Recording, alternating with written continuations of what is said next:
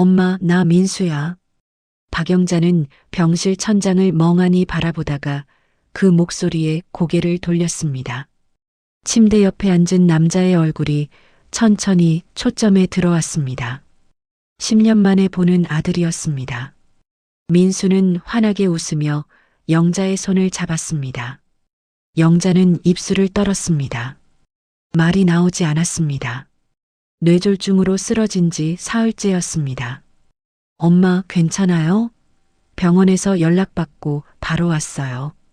민수의 손은 차가웠습니다. 영자는 아들의 손을 꽉 쥐었습니다. 눈물이 흘러내렸습니다. 민수는 휴지로 영자의 눈물을 닦아줬습니다. 이제 내가 모실게요. 걱정하지 마세요. 영자는 고개를 끄덕였습니다. 말을 하려고 했지만 혀가 제대로 돌아가지 않았습니다. 민수는 영자의 등을 토닥였습니다. 간호사가 들어와 링거를 확인했습니다. 이 간호사는 민수를 쳐다봤습니다. 민수는 공손하게 고개를 숙였습니다. 보호자분이세요? 네, 아들입니다. 이 간호사는 차트에 뭔가를 적었습니다. 민수는 간호사가 나가자 영자의 가방을 슬쩍 쳐다봤습니다. 영자는 그 시선을 놓치지 않았습니다. 하지만 아무 말도 하지 않았습니다. 민수는 일주일 동안 병원에 매일 왔습니다. 아침 일찍 와서 저녁 늦게 갔습니다. 영자의 식사를 챙기고 몸을 닦아줬습니다. 옆 병실 환자가 부러워하며 말했습니다. 저런 아들 뒀으면 소원이 없겠어요. 영자는 뿌듯했습니다. 10년 만에 돌아온 아들이었지만 이제는 괜찮을 거라고 생각했습니다. 퇴원 날 민수는 영자를 부축해 집까지 데려왔습니다. 집안은 먼지가 쌓여 있었습니다. 민수는 곧바로 청소를 시작했습니다. 걸레질을 하고 설거지를 했습니다. 엄마, 여기서 푹 쉬세요. 영자는 소파에 앉았습니다. 민수의 뒷모습을 바라봤습니다. 가슴이 뜨거워졌습니다. 저녁 식사 후 민수는 영자 옆에 앉았습니다. 엄마, 통장이랑 도장 어디 있어요? 영자는 잠시 멈칫했습니다. 왜? 제가 관리하는 게 나을 것 같아서요. 엄마 몸도 안 좋으시잖아요. 영자는 서랍을 열었습니다. 통장 3개와 도장이 들어 있었습니다. 영자는 떨리는 손으로 그것들을 꺼냈습니다. 정말 괜찮겠니? 엄마, 저 믿으세요. 영자는 통장과 도장을 민수에게 건넸습니다. 민수는 받자마자 가방에 넣었습니다. 고마워, 민수야. 엄마, 제가 감사하죠. 민수는 영자의 어깨를 안았습니다. 영자는 눈을 감았습니다. 그날 밤 민수는 자기 방에서 통장을 펼쳐봤습니다. 예금 3천만 원이 찍혀 있었습니다. 민수는 휴대폰으로 누군가에게 메시지를 보냈습니다. 내일 1천 입금된다. 답장이 바로 왔습니다. 나머지는?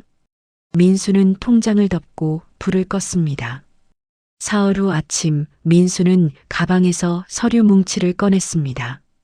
영자는 소파에서 TV를 보고 있었습니다. 엄마, 잠깐만 시간 있어요? 왜? 민수는 식탁에 서류를 펼쳤습니다. 영자는 돋보기를 쓰고 다가왔습니다. 사업 자금이 급하게 필요해요. 영자는 서류를 들여다봤습니다. 글씨가 작아서 잘 보이지 않았습니다. 집을 담보로 대출 좀 받으려고요. 한 달만 쓰고 바로 갚을게요. 영자는 고개를 들었습니다. 얼마나 빌리는데? 많지 않아요. 5천만 원 정도요. 영자는 입술을 깨물었습니다. 집은 남편이 남긴 유일한 재산이었습니다. 민수야, 이거. 엄마, 이번 사업만 성공하면 저도 자리 잡을 수 있어요. 그럼 엄마 모시고 좋은 데 이사 갈게요. 민수는 서류에 도장 찍을 곳을 손가락으로 가리켰습니다. 여기만 도장 찍어주시면 돼요. 영자는 한숨을 쉬었습니다. 민수는 가방에서 도장을 꺼냈습니다. 정말 한 달이면 갚을 수 있어? 당연하죠. 제가 언제 엄마한테 거짓말했어요. 영자는 도장을 받아들었습니다. 손이 떨렸습니다. 엄마, 빨리요.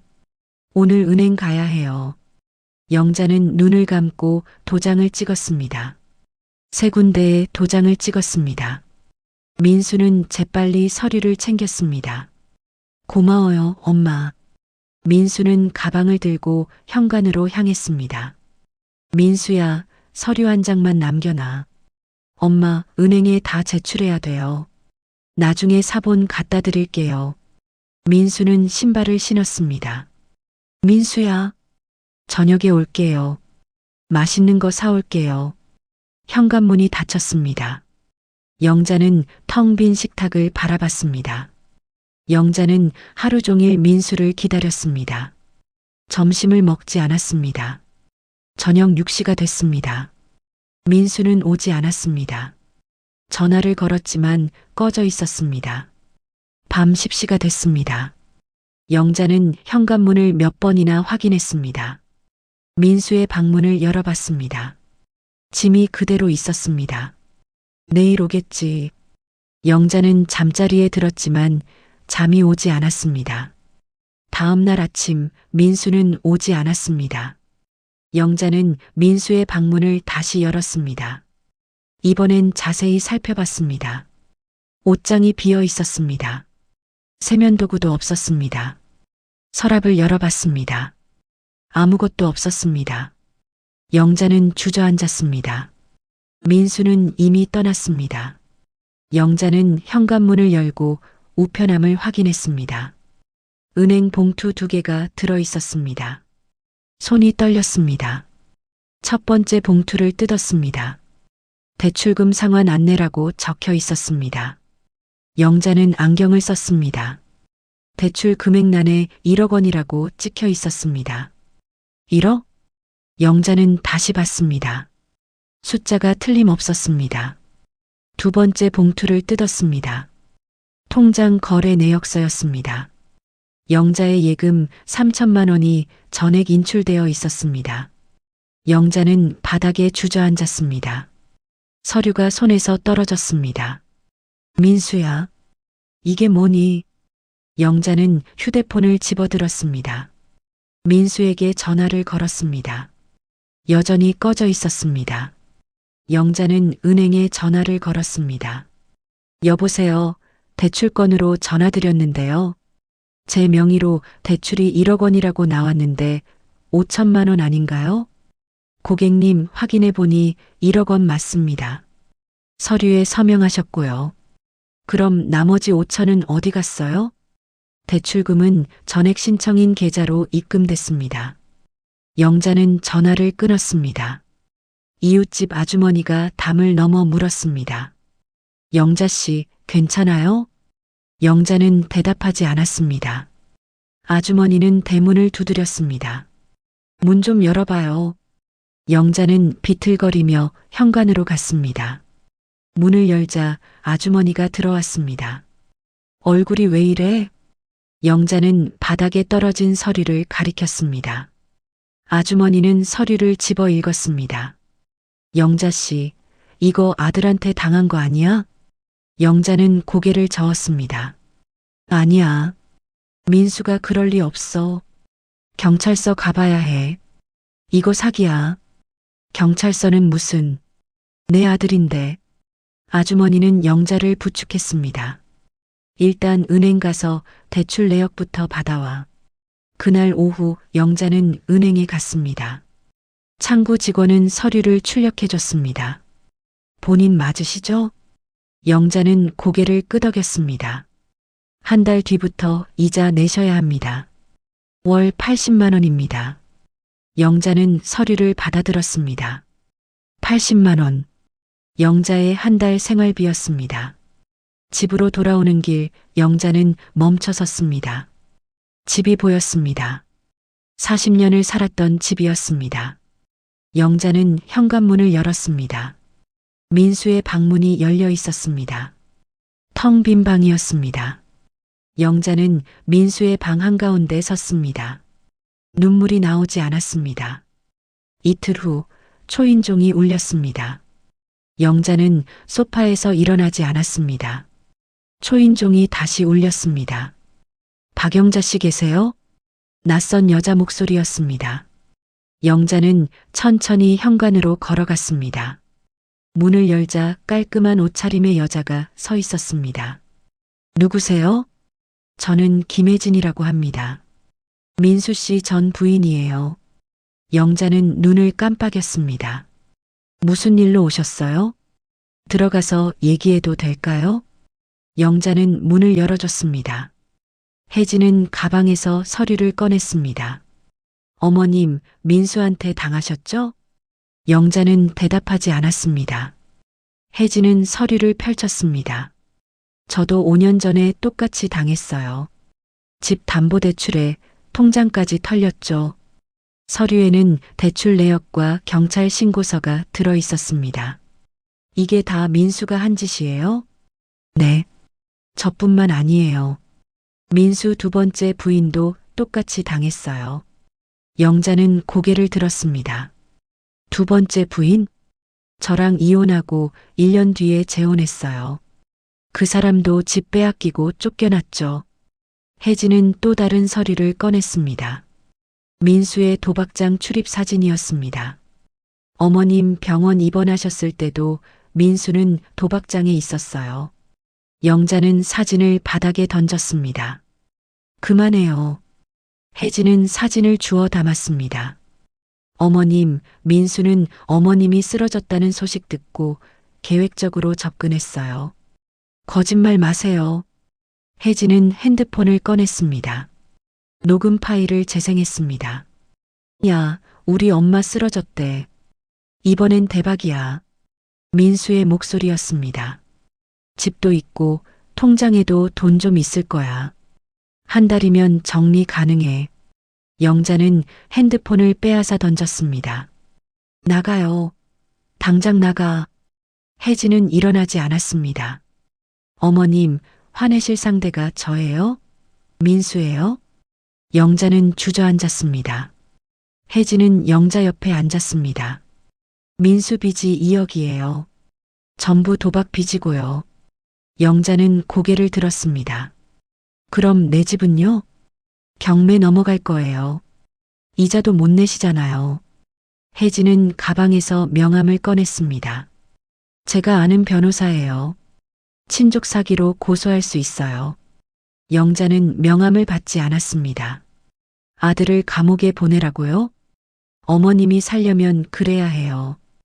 혜진은 명함을 식탁에 놓았습니다. 생각해 보세요. 혜진이 나간 뒤 영자는 명함을 집어들었습니다.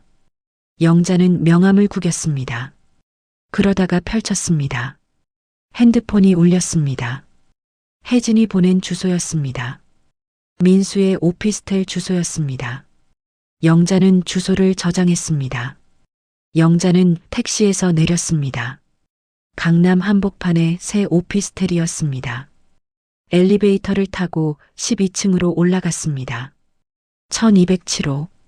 영자는 초인종을 눌렀습니다. 누구세요? 민수의 목소리였습니다. 문이 열렸습니다. 엄마. 영자는 민수를 밀치고 안으로 들어갔습니다. 거실은 깨끗했습니다. 새 가구들이 놓여 있었습니다. 이게 뭐야? 50인치 TV, 가죽 소파, 비싼 그림들. 내 돈으로 이런 데 살고 있었어? 민수는 문을 닫았습니다. 엄마, 오해야. 거짓말 그만해. 영자는 가방에서 사진을 꺼냈습니다. 도박장 출입 사진이었습니다. 이거 내 맞지? 민수는 사진을 빼앗아 구겼습니다. 누가 준 거야? 혜진이야? 통장은? 내 돈 3천은 어디 갔어? 그건 사업 자금으로 썼어. 무슨 사업? 도박이 사업이야? 민수는 고개를 숙였습니다. 엄마, 나도 어쩔 수 없었어. 빚이 너무 많아서. 그래서 엄마 집까지 빼앗은 거야? 민수는 영자의 손을 뿌리쳤습니다. 엄마도 나버렸잖아. 아버지 돌아가시고 나한테 한 번이라도 전화했어? 내가 집 나간 거잖아. 나가라고 한 건 엄마였어. 영자는 민수를 때렸습니다. 민수는 뺨을 만졌습니다. 이제 됐어? 영자는 등을 돌렸습니다. 민수는 영자의 팔을 잡았습니다. 엄마, 제발. 나 감옥 가면 안 돼. 영자는 민수의 손을 뿌리쳤습니다. 넌 이미 끝났어. 영자는 현관문을 열었습니다. 엘리베이터를 타고 내려가는 동안 영자는 울지 않았습니다. 택시를 탔습니다. 어디로 모실까요? 영자는 경찰서 주소를 말했습니다. 영자는 복지관 상담실에 앉아 있었습니다. 상담사가 서류를 넘기며 말했습니다. 임대주택 신청하셨죠? 다음 달에 입주 가능하실 거예요. 영자는 고개를 끄덕였습니다. 상담사가 또 다른 서류를 꺼냈습니다. 그리고 민수 씨 거는 어떻게 되셨어요? 고소했습니다. 상담사는 놀란 표정을 지었습니다. 진짜 아들을 고소하신 거예요? 네. 더 이상 당할 수 없어서요. 상담사는 한숨을 쉬었습니다. 잘하셨어요. 요즘 그런 자식들 많아요. 영자는 창밖을 바라봤습니다. 상담사가 명함을 건넸습니다. 혹시 힘드시면 언제든 연락하세요. 같은 처지분들 모임도 있어요. 영자는 명함을 받았습니다. 복지관을 나서는데 핸드폰이 울렸습니다. 혜진이었습니다. 어머님, 민수 잡혔어요. 뭐라고요?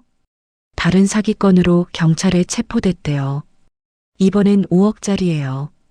영자는 전화를 끊었습니다. 손이 떨렸습니다. 그래도 가슴 한편이 시원했습니다. 한 달 후 영자는 임대주택으로 이사했습니다. 집은 작았지만 깨끗했습니다. 햇살이 잘 들었습니다. 복지관에서 온 자원봉사자들이 짐을 날랐습니다. 영자는 부엌에 그릇을 정리했습니다. 이웃 할머니가 떡을 들고 찾아왔습니다. 새로 오셨어요? 잘 부탁드려요. 영자는 떡을 받았습니다. 감사합니다. 할머니는 영자를 훑어봤습니다. 혼자 사세요? 네. 자식은요? 영자는 잠시 멈칫했습니다. 없어요.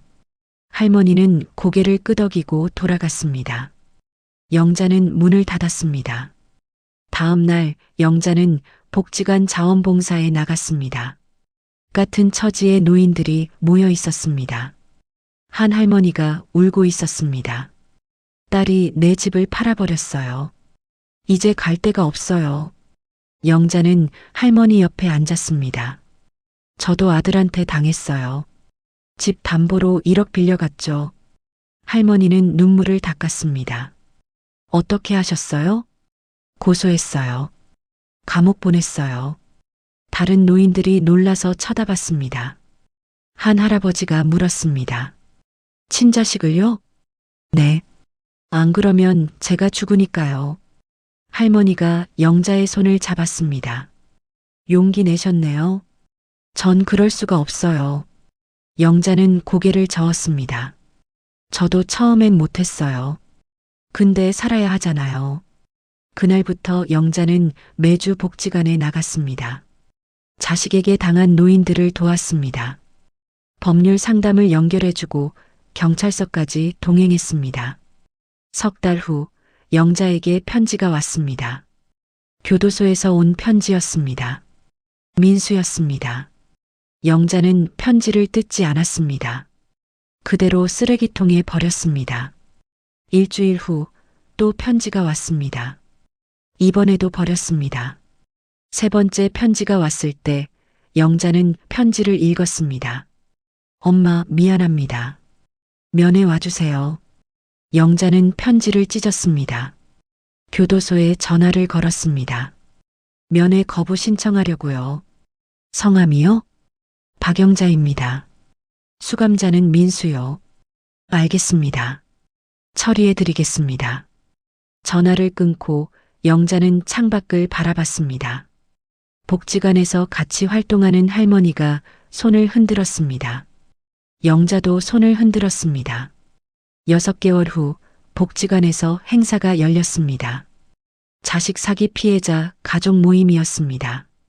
10명이 넘는 노인들이 모였습니다. 영자는 단상에 올라갔습니다. 마이크를 잡았습니다. 저는 아들한테 1억 3천을 당했습니다. 집도 빼앗겼고요. 사람들이 숨죽여 들었습니다. 처음엔 믿고 싶지 않았어요. 내 자식이 그럴 리 없다고 생각했죠. 영자는 물을 마셨습니다. 근데 현실이었어요.